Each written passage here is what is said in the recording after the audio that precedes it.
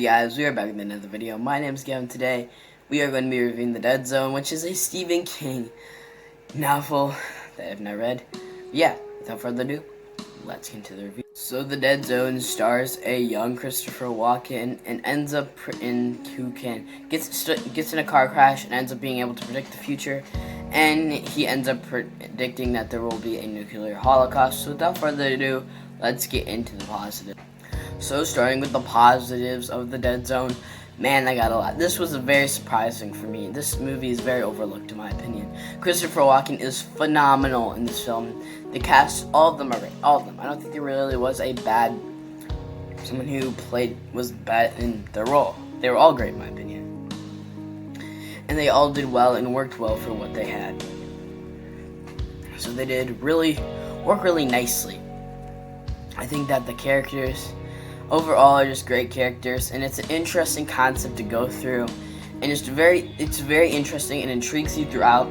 The thing is, you just can't take your eyes off the screen. It is that intriguing and that interesting, and it really does work overall in that sense.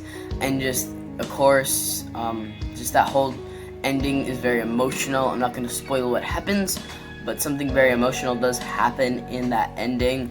And I think that overall, there's just this eerie atmosphere that the film has, and then eventually something happens. And just when that guy's like literally holding the baby in front of himself where he's about to get shot, I'm like, man, this guy's crazy. The baby did not die, by the way. Which I'm kind of glad. If that baby died, I might have left the movie, because, oh my gosh, I hate it when babies die in movies. Like, come on, they're adorable. But putting that aside, it is a great film.